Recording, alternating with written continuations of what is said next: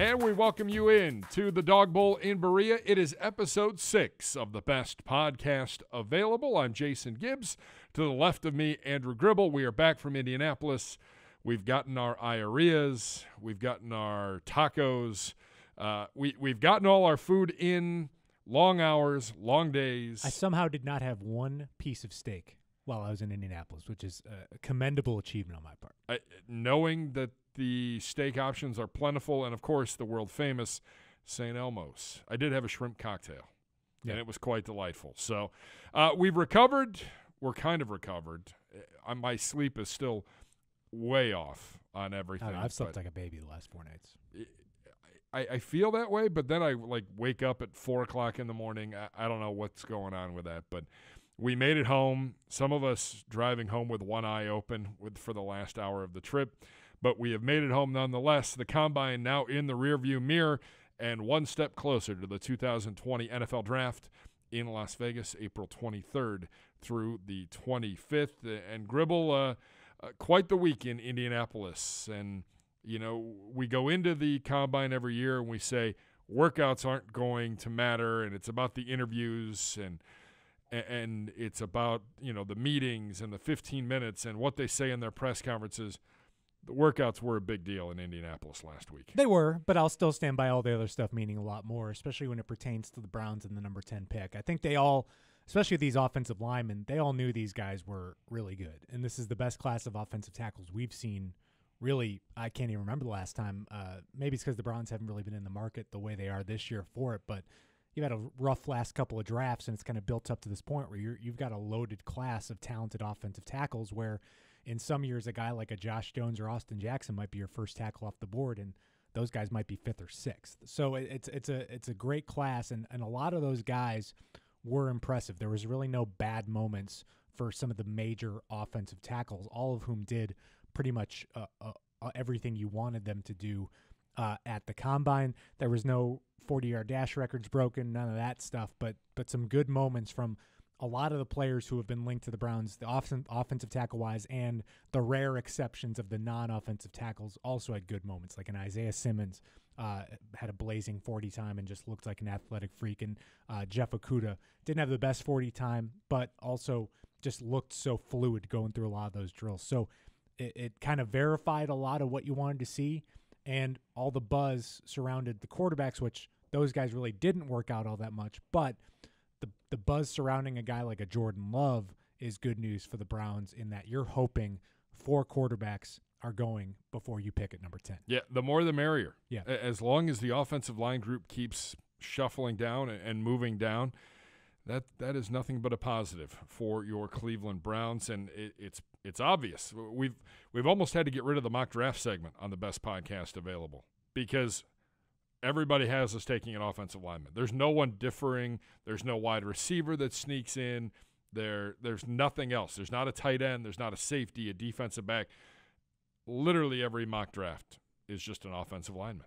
Yeah. I mean, the mocks we put together that are going to come out on clevelandbrowns.com. And I know that there's a lot of buzz about Isaiah Simmons, and I think most of them have him off the board by the time the Browns pick at number 10. But part of me just wonders, like, he does not play the position that is closest to the quarterback in terms of how you're valuing position value to your team.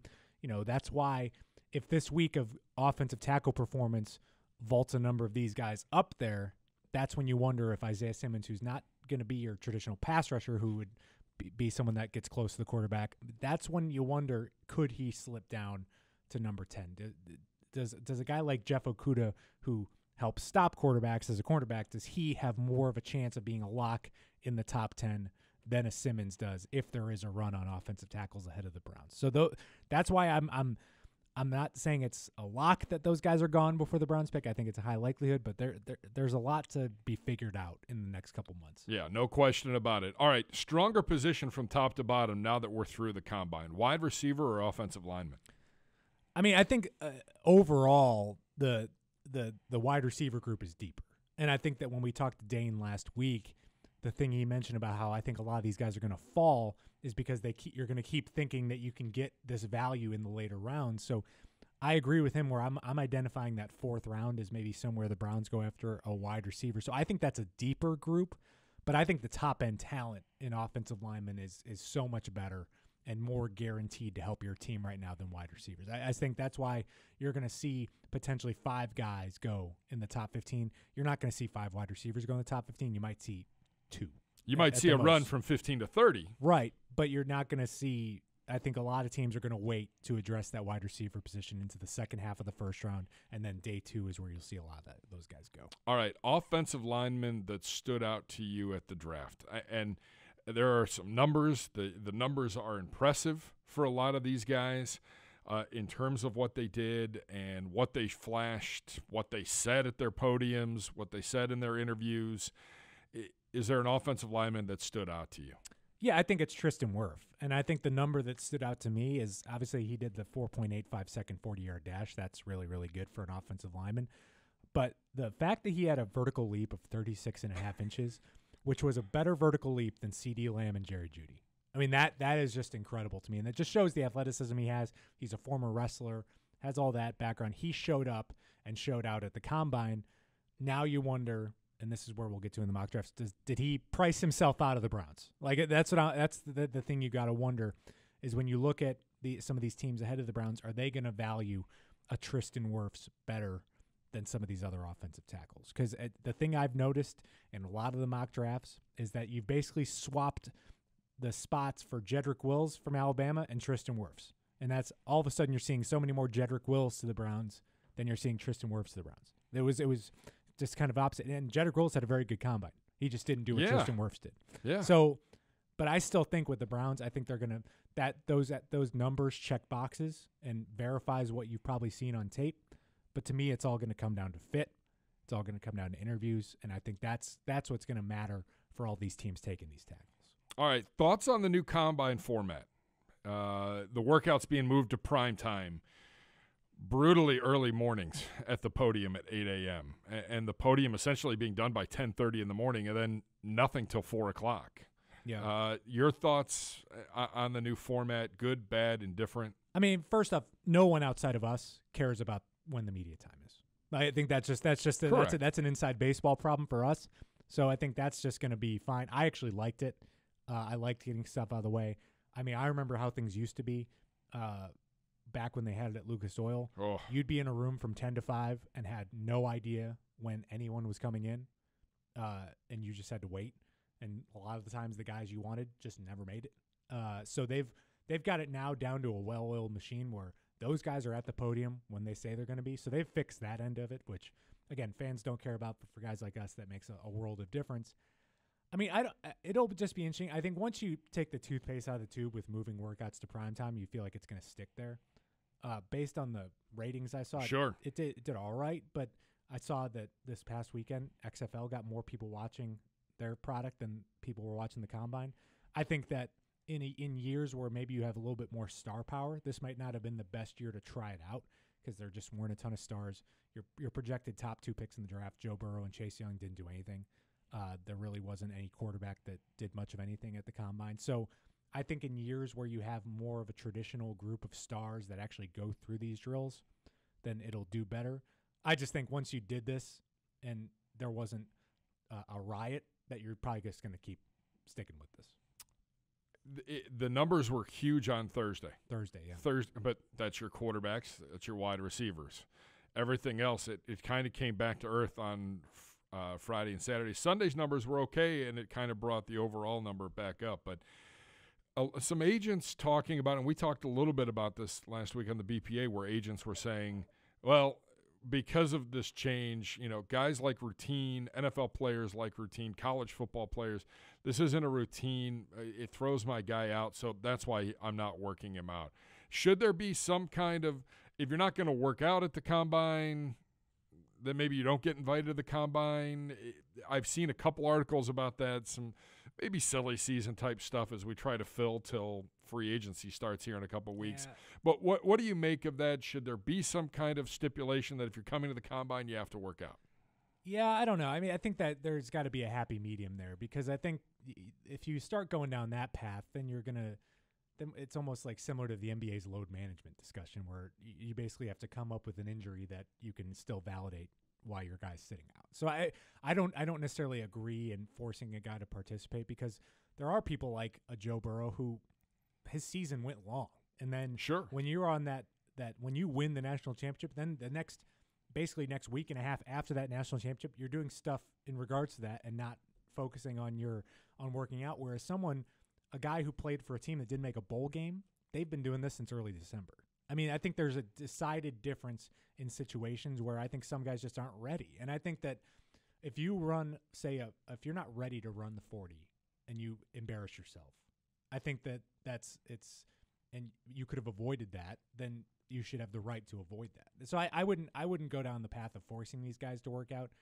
Maybe add an incentive. I would add an incentive if you work out rather than punishing for not working out, if that makes sense. All right, the other big note from the NFL Combine, and it had nothing to do with the draft class, but the prevailing thought is Tom Brady is essentially holding the NFL hostage until he makes his decision on what he's going to do. I mean, everybody you talk to just said all the chips are going to fall, and that will, for the rest of the free agents, for the free agent quarterbacks, and that will also determine where the dominoes fall in terms of the draft and who takes quarterbacks and how many quarterbacks go in the top 10. Tom Brady is the key really to the entire NFL offseason. Yeah, the one that would interest me most outside of I still think he goes back to the Patriots.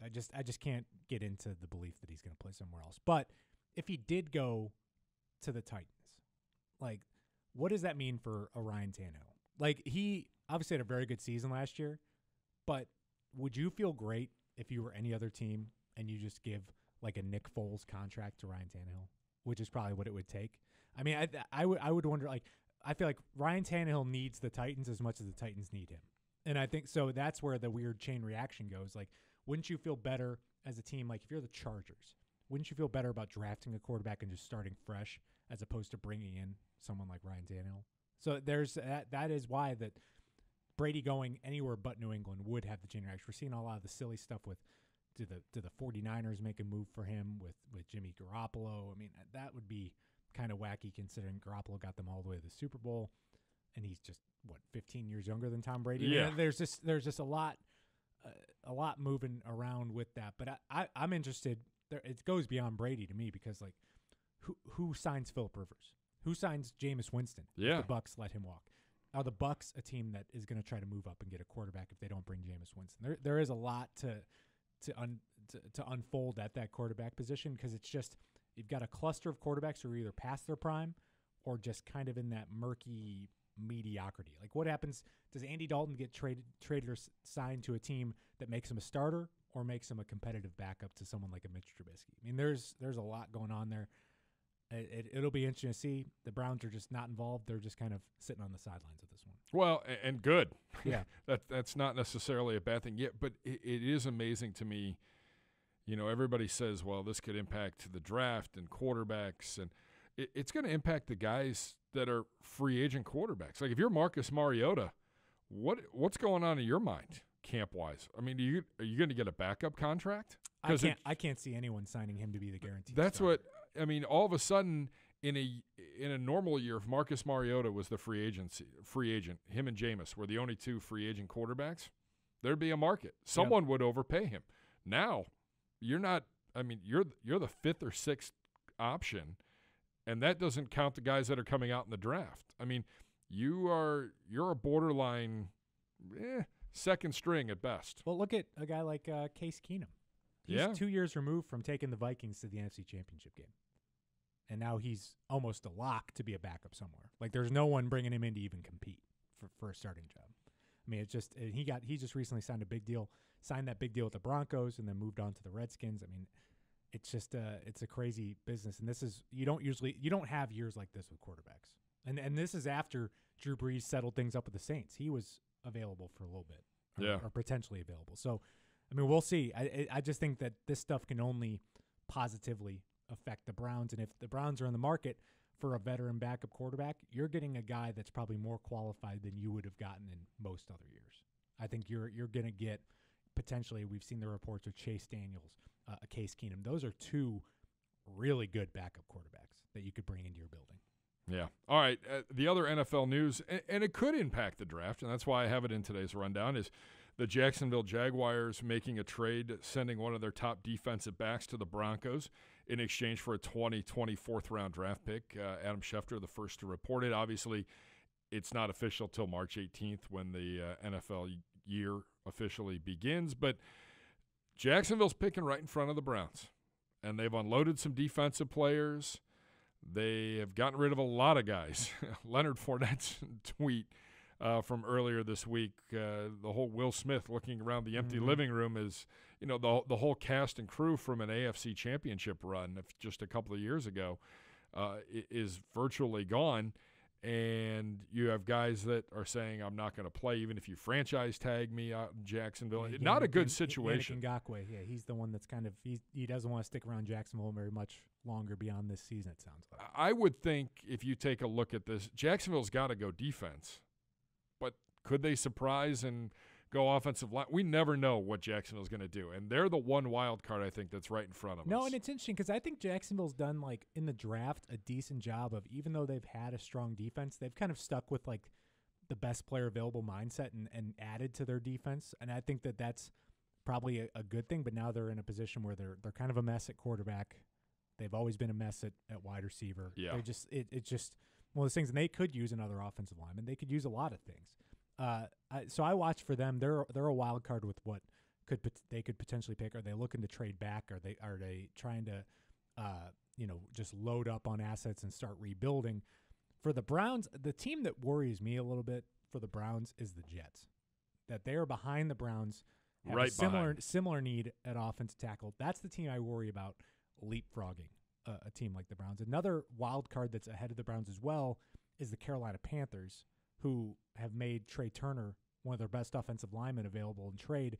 That signals that they are totally rebuilding this season. Are they someone that could trade back and have someone vault up and get an offensive lineman? Because they're one of those teams ahead of the Browns that have not been linked to offensive linemen. They've been linked a lot to defensive tackles. So that's for the Browns.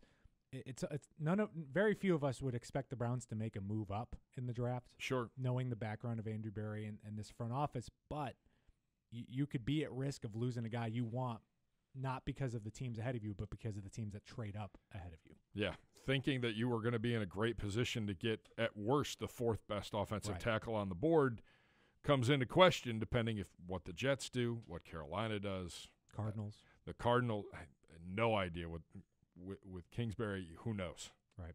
So something to watch here in the coming weeks, but teams starting to position themselves. I think Jacksonville now with 10 picks in the first 5 rounds, 6 rounds, something like that. A lot of draft picks, including 2 1s and 2 4s. So Jacksonville has positioned themselves well. We know what Miami's done. We know what they're capable of doing in terms of going out and getting draft picks as well. Something to watch, something to pay attention to. Time now for our spotlight.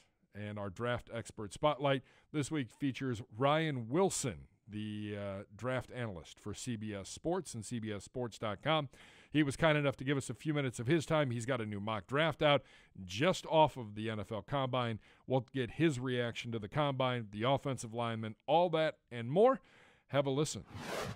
And happy to be joined now on episode 6 of the best podcast available by Ryan Wilson, draft analyst for CBS Sports and CBSSports.com. Also covers the NFL in general. And Ryan, you're on with Jason Gibbs and Andrew Gribble. We appreciate a few minutes of your busy week as you are churning out a ton of content over at CBSSports.com, recapping the Combine.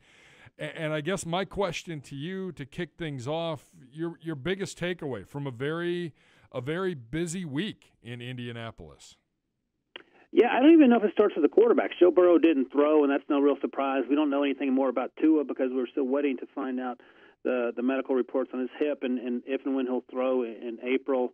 Jalen Hurts actually ran a good 40 times, so I think that was good news for him. He ran a 4.59 in terms of his idea to be a quarterback at the next level. That's what he wants to do, but I think that fast 40 time puts him in the conversation to be maybe a Taysom Hill type player early on in his career as he grows into that quarterback role.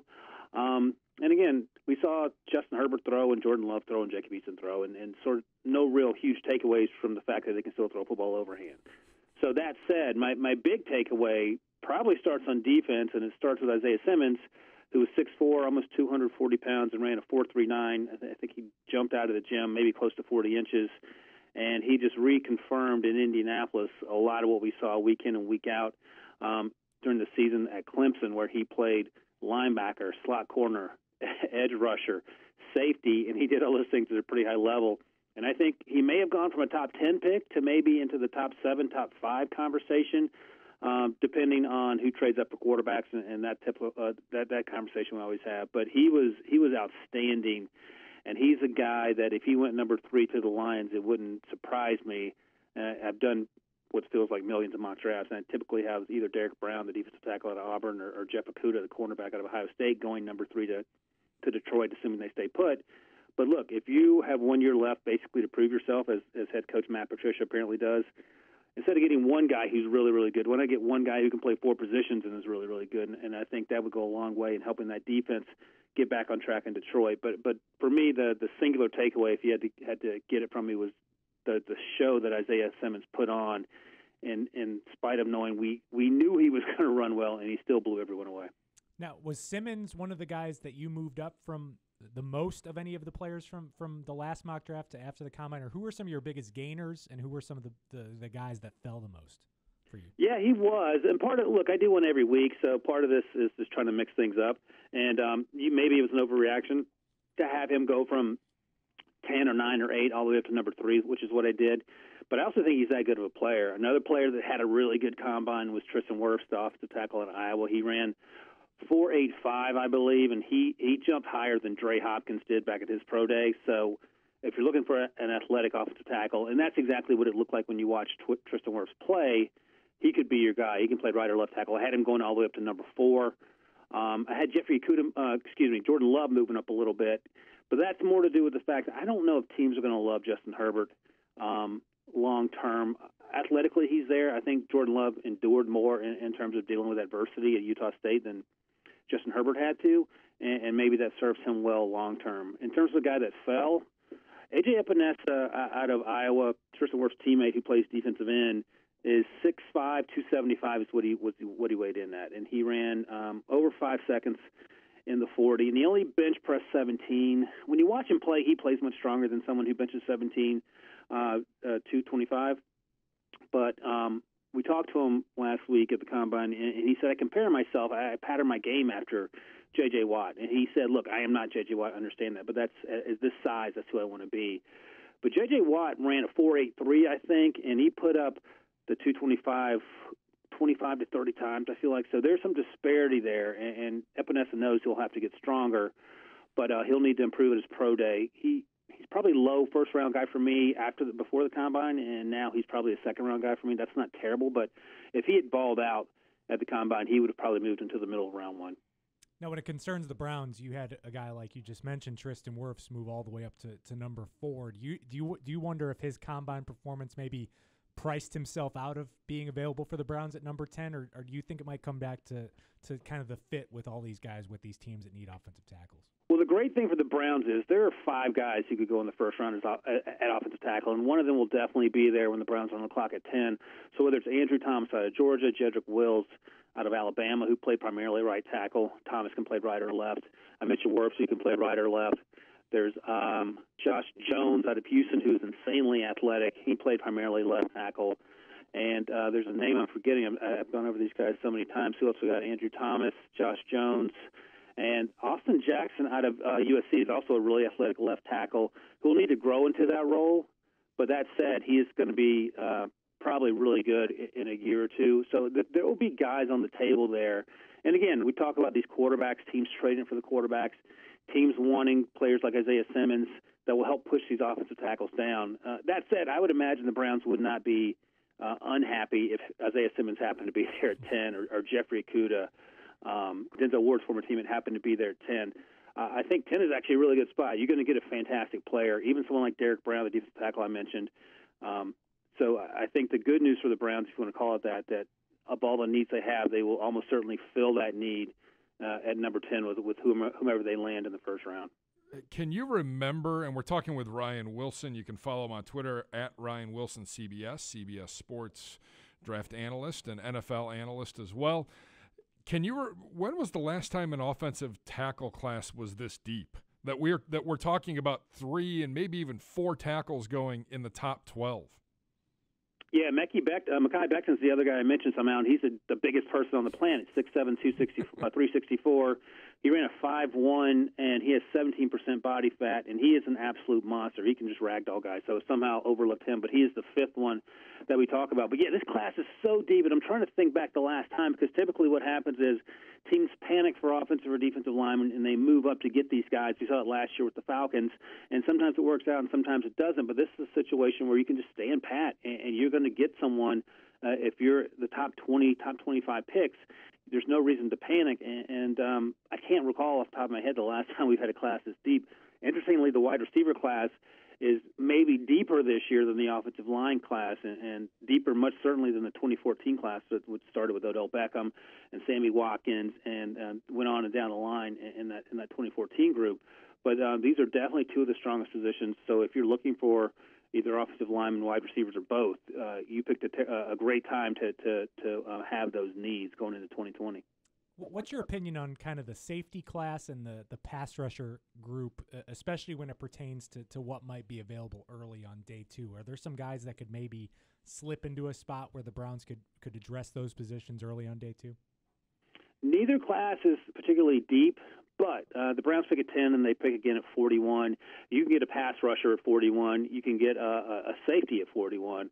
Someone like Josh Uche, the edge rusher out of Michigan, could be available at 41. He's 240-ish. He may have to put on some weight, but he's extremely athletic. Jabari Zuniga, another pass rusher, he's a little heavier, 260 and change, I think. He ran really well at the combine. Battled injuries last year for Florida, but when he's healthy, he's a guy to be reckoned with. In terms of the safeties, we saw Kyle Duggar and Jeremy Chin, 2 small school guys. Duggar went to Lenoir-Rhyne, which is in Hickory, North Carolina, a D2 school, and then Chin went to Southern Illinois, an FCS school. They both balled out, and Chin actually balled out more at the combine in terms of his measurables. He ran a 4.41, I believe. Duggar ran a 4.5. But they're both in that 6'1", 6'2", 215 to 225 range. They can play safety. They can move up and play linebacker. They can cover tight ends out of the slot. But someone that could be available at 41 is a big school guy, Grant Delpit, out of LSU. Coming into the season, he was the number 1 safety. So it depends on how you feel about Isaiah Simmons as a safety linebacker, but I feel like Xavier McKinney out of Alabama has surpassed him in terms of consistency and versatility. And the big issue with Delpit last year was that he just was terrible at tackling people. And part of that was an ankle injury, and he talked to us about that last week at the Combine, how he didn't run this in Indy because his ankle. He's still getting over that. He wants to run this pro day. Great center fielder. Not a great tackler, so you have to sort of pick and choose what you want. But I feel like there will be a lot of good talent at 41 for the Browns to address those needs if they go offensive line in round 1. Are there any teams that you see that the Browns might have to worry about at number 10 when it comes to maybe trading ahead of them to get some guys? The team I've mentioned a lot is the Jets because they have similar needs. And are there teams you look at that might have an incentive to move out of that top 10? I think Detroit would be wise to move down from 3. They need a lot of players quickly to save Matt Patricia's job, as I mentioned. It'll be interesting to see what the Redskins do at number 2. I don't think they're taking Tua. I think that conversation seems a bit far-fetched even for Washington. But they could trade down to again, stockpile picks and pass up, obviously, on Chase Young, who would probably go from earlier than whenever. The Giants at number 4, Dave Gettleman doesn't like to trade down, but, again, it would make sense for them to trade down. And I think the only players teams would trade up for would be a quarterback, which is good news again for the Browns. You mentioned the Jets at number 11, who pick right behind them. The word on the street is that they're going to sign a lot of guys in free agency for offensive line, so that could be good news for the Browns in terms of having to worry about that, and maybe they'll focus on a wide receiver, for example, at number 11, whether it's CeeDee Lamb or Jerry Jeudy or Henry Ruggs. I actually think that the Browns are in pretty good shape. They're going to get a really good player if they stand pat. I don't think they need to trade up and worry about giving up draft picks to move up 1 or 2 spots to get their guy, unless they're totally in love with a Tristan Wirfs or Jedrick Wells. I would stay put because, again, you could see Jeffrey Okudah fall. You could see Isaiah Simmons fall, depending on what happens with these runs on quarterbacks. So I think they're in good shape, especially if the Jets target these offensive linemen like they're reportedly interested in doing in free agency. One wild card, and he's somewhat in our backyard down in Dayton, and it's been a long time since we've talked about a football player coming out from Dayton, but Adam Trautman, the tight end with a nice week in Indianapolis, continuing to build upon his off-season in preparation for the NFL Combine. Where do you see a guy like him going, and a pretty valuable guy? Is he now one of the top 2 tight ends in this NFL draft? He's in the conversation. It's not a super deep tight end class. Cole Kmet probably is at the top of the list, but you could argue that Trautman's up there, that Harrison Bryant, the kid out of FAU, is up there. Hunter Bryant out of Washington as well. He didn't run. He put on some weight and didn't run as well as people had hoped. I think he ran a 4.74. I think Trautman ran a 4.7 and change. But look, man, that's fine for a tight end. And Trautman did so many good things at Dayton. But, and I talked to him about this. I said, look, last week I said, you went to Dayton, obviously, you were dominating the FCS talent, but you showed up at the Senior Bowl and you didn't seem worried at all. He blocked his butt off. He played really well in the practices in terms of running routes, and he said, I just wanted to prove to people that I can play at this level, and he did that. I'm not so much worried about his 4.7 time. I think he's probably a third-round pick. He could even go as high as the second round. So if the Browns were interested in him at 74, there's a really good chance he's going to be there. I don't expect there to be a run on tight ends because this class, like I said, isn't all that deep. But you can get players that do things really well. Trautman has some things to learn. Obviously, he has to get a little better as a pass blocker, and he will admit that. But there's no sort of Noah Fant or T.J. Hawkinson in this group. But that doesn't mean they're not going to turn out to be really good players. Travis Kelce wasn't a first-round pick either. And, I think he may have run in the 4.6s. But we've had tight ends run 4.7s who have been really good pros. I think Zach Ertz wasn't particularly fast, if I recall correctly, and I think he's turned out okay. But I think third-round pick sounds about right for Trautman, and he could be there for Cleveland. Ryan, we appreciate the time. You can follow him on Twitter at Ryan Wilson CBS, CBS Sports NFL Draft Analyst and NFL Analyst. Appreciate the time, continued success, and we look forward to reading you a lot more here as we get closer to the 2020 NFL Draft. Thanks so much for the time, Ryan. Thank you, guys. Thanks again to Ryan Wilson from CBS Sports. Appreciate a few minutes of his time on a busy week recapping the NFL Combine. Some interesting notes and, falling in line, though, at the same time with it's a very deep draft, especially if you want an offensive lineman, especially if you want a wide receiver. Yeah, and I think that it's just going to be so interesting to me how I just don't know if we know which teams like which tackle. Because I think they're all really good. Yeah. And I think that's why there's not a clear-cut guy that's going to go first overall. Like, for him, he had Mekhi Becton as his third offensive tackle off the board. A lot more people have him as their number one. I think you can find a mock draft with all three of these guys, Wirfs, Becton, and Wills, as their first tackle off the board. The only one that isn't seem to be in that mix is Andrew Thomas, but he's still a consensus top 15 guy. So all these guys are what I like about them is they are all really, really good.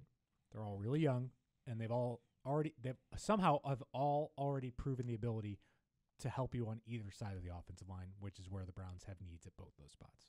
All right, time to get into our Combine Awards. Having a little fun here in episode 6 of the best podcast available. Give me your 2 players who helped themselves the most hanging into the draft in Indianapolis last week. Well, I think it's just by default. I think a guy like Tristan Wirfs helped himself the most. I think that he has, as some people have described, I feel like number 10 with the Browns is now his floor. I think that he's maybe escaped potentially slipping out of the top 10. I think there were maybe some doubts about him, the fact that he played right tackle his last couple years at Iowa, but I think he has solidified that spot in the draft as where he will. The 10 is probably where he's going to bottom out, and I think that's a victory for him. And I think honestly, my second big winner would be an Isaiah Simmons. I mean, he's just really, really good, and he's a freak athlete. I think you verify those times, you look good, and you give teams a lot to think about when it comes to that top part of the draft. And if you don't see a guy like him go number 3 overall, but now that's something a team like the Detroit Lions really have to think about at the number 3 spot. I thought Antoine Winfield Jr. Did fairly well for himself at a position that doesn't have a lot of it doesn't have a lot of guys. It's not very deep in this NFL draft. I thought he turned some heads a little bit. You heard me ask Wilson about Trautman, the tight end out of Dayton. I think he's helped himself a little bit. Is CeeDee Lamb, can you make a case for him being the number one wide receiver off the board at some point? Yeah, I think so. I mean, I think there's enough concerns a little bit with I think it's going to come down to preference, because I think him and Jerry Jeudy are both really, really good. T. Higgins from Clemson is also really good. And I think it's one of those where, again, there's only a few positions where there's like a lock as the top guy off the board. Like Joe Burrow is going to be the first quarterback off the board. Running back, it looks like a guy like a J.K. Dobbins. Whenever they pick a running back, he's going to be your first guy off the board. But not Swift. Yeah, I think I like Dobbins better. But again, I like Dobbins better. There's no real leaders at a lot of these positions, and I think wide receivers the same way. It's going to come down to how these guys interview, how they see them fit within their offense. So sure, I can make a case for CeeDee Lamb all day. I mean, I think that a lot of teams, he had a really good combine performance, made a lot of great catches.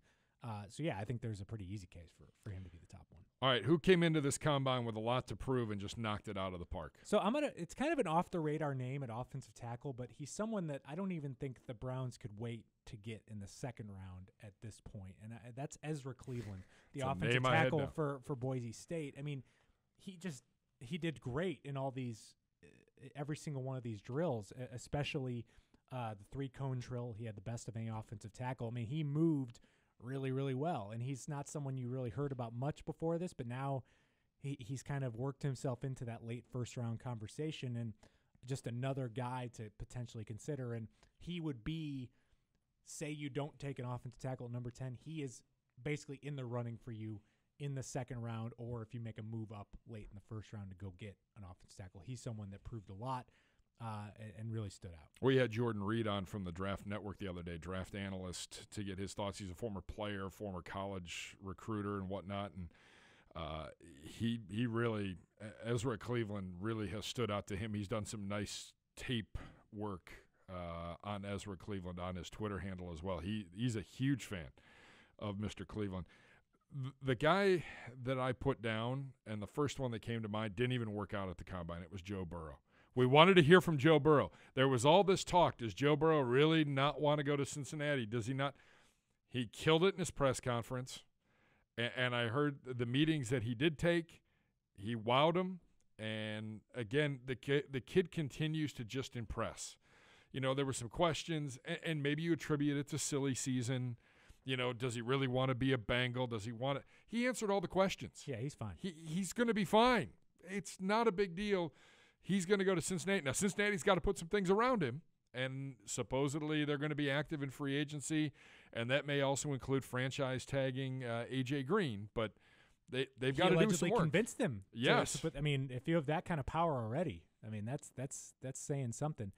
I was workshopping, as Drew, our producer, can attest, I was workshopping a take at the Combine that Joe Burrow was not the number one quarterback in this draft. It was not based on anything that I thought, but it would be a way to put myself out there as a contrarian in the media, because it would be a very unpopular take. But, you know, say you ran Cincinnati Bengals Daily, and I'm out there saying that Joe Burrow is not the number one pick in the draft. You're bringing me on the show.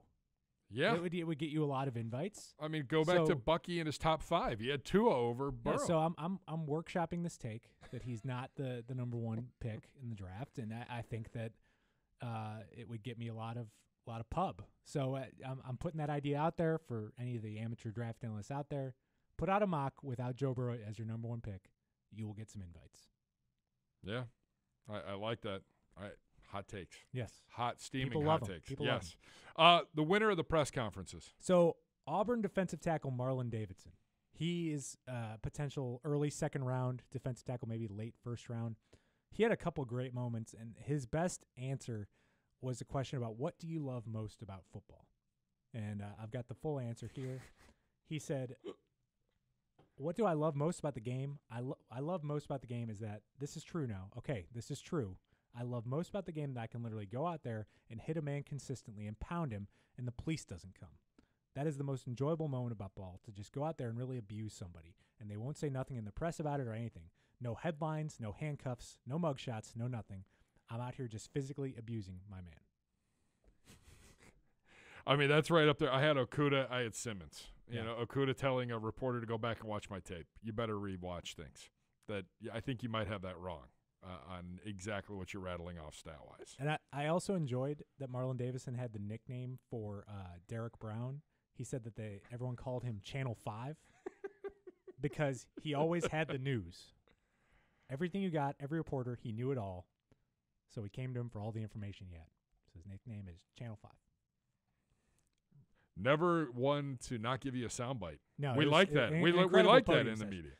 Can I give a second? Yes. There were so many good moments. At the There podium. were. And I'm sticking with Auburn because Derek Brown had one of the best exchanges at the podium that I saw. And he was asked, did you play any other sports in high school? He said, yes, I did. Football and basketball. What position were you in basketball? She said, center.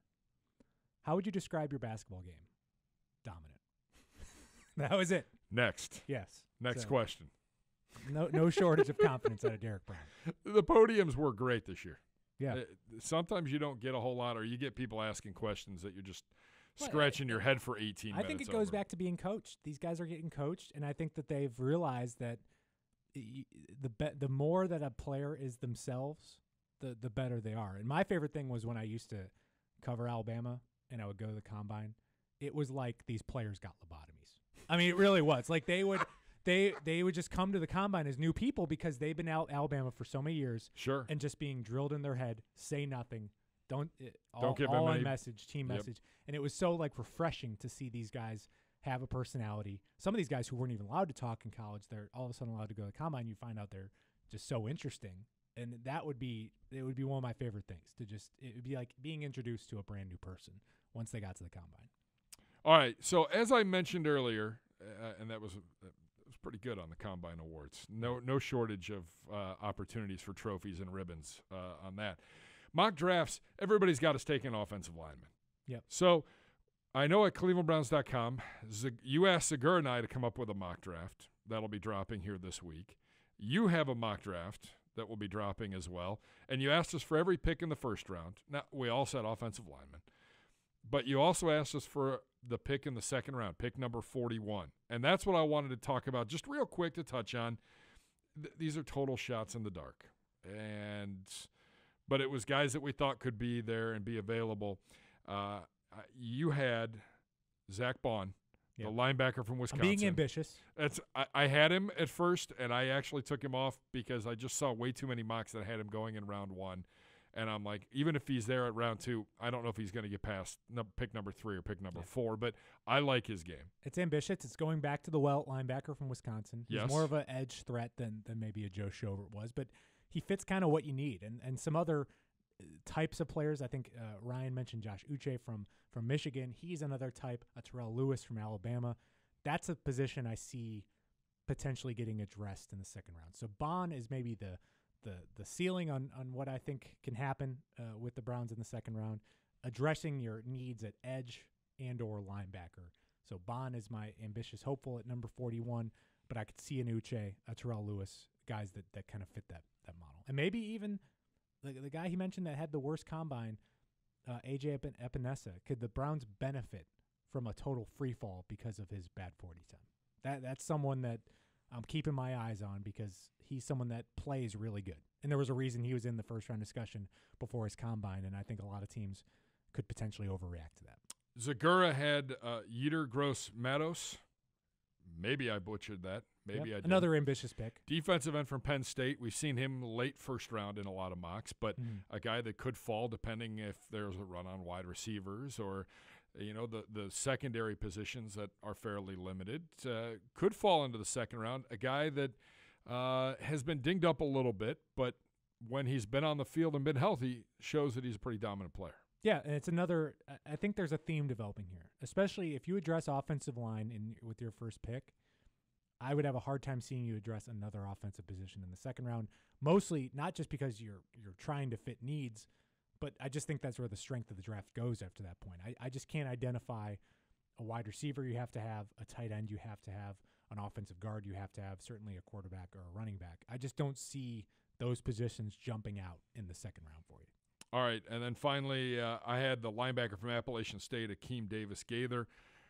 Again, it could be a stretch, but 6.5 sacks in his last 2 years, 15 passes defensed. Pretty good player, and could be a guy that's gone earlier than that, but could be a guy that's on the board as well. That's a couple small school guys from North Carolina to keep an eye on. Him and Kyle Duggar out of Lenore-Rhyne. Yeah. I like Duggar a lot. I don't know if you get him at 41, that might be a reach, but what I like about Duggar is not only is he a safety that plays really well, but he is a return man, and that's something that could intrigue one Mike Prefer.